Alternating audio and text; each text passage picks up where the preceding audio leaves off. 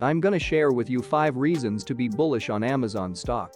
Number 1. Amazon Web Services. Although most people know Amazon for its commerce platform, their most important segment is the cloud business with AWS. In fact, it's been their only profitable segment this year, generating $17.5 billion of operating income in the last 9 months, while the rest of their business had an operating loss of $8.1 billion. As I've said before in other videos, I believe the cloud is the best business to be in nowadays, and Amazon is the absolute leader with 34% market share. There are a few other companies in the space like Google, Alibaba and IBM, but they are not really a competition, with the exception of Microsoft Azure, that has 21% market share. All serious startups choose either AWS or Azure, and it's mainly a developer's choice.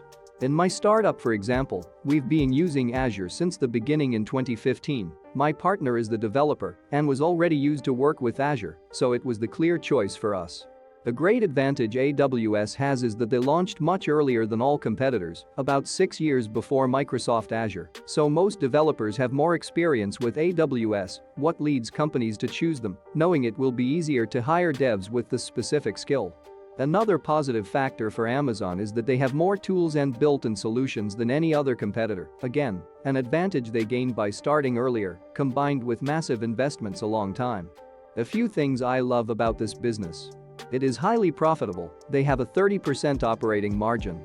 As the online world keeps getting bigger and bigger, AWS growth ahead is unlimited, and as it's a service with monthly payments according to usage, they not only increase revenues by bringing new customers, but also by increasing their current customers' billings.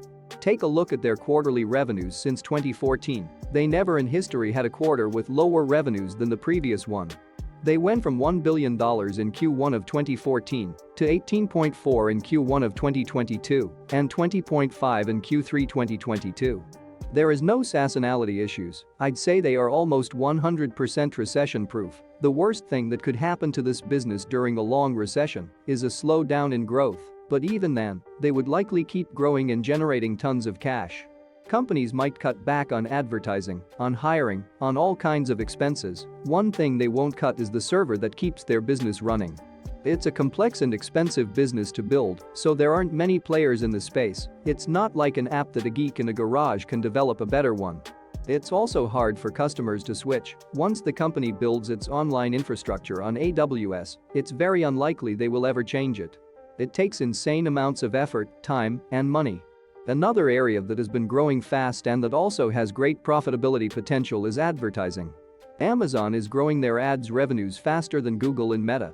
If we compare their market share over the last few years, Amazon's market share went from 7.8% in 2019 to 13.3% now in 2022, while Google had a decrease from 31.6% to 27.7% and Meta a small increase from 23.6% to 24.2%.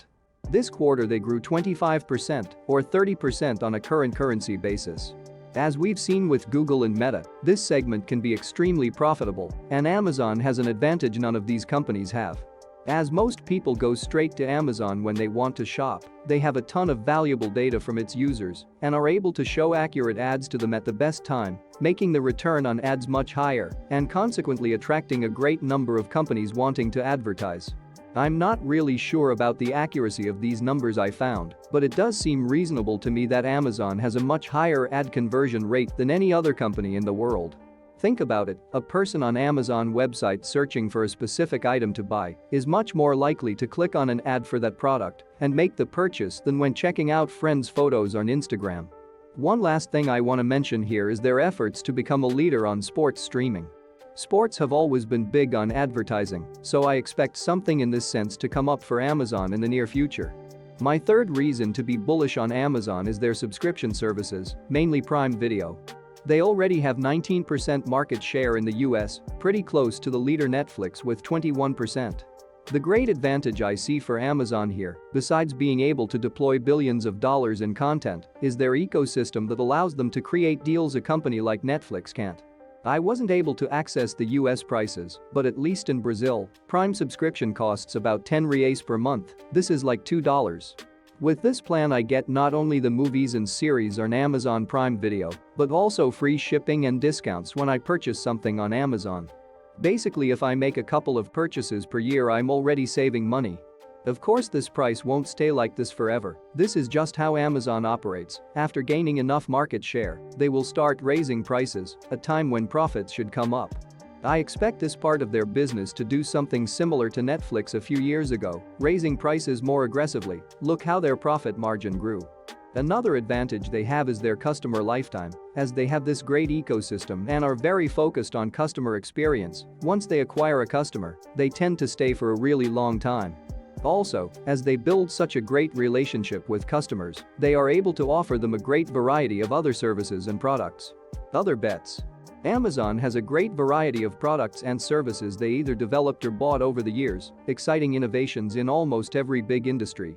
They don't really need all these projects to work. They have so much potential that if they get one or two big hits, it will pay off for every other one that failed. Just to name a few, on autonomous driving technology, they bought Zoox in 2020, a mobility as a service for dense urban environments. They have been writing in San Francisco since 2017 and Seattle since 2021. In 2019, they also acquired an 18% stake on Rivian, an electric vehicle manufacturer and automotive technology company. You've probably seen their trucks. In 2021, they purchased One Medical, a membership-based primary care practice with a mission to make quality care more affordable, accessible and enjoyable.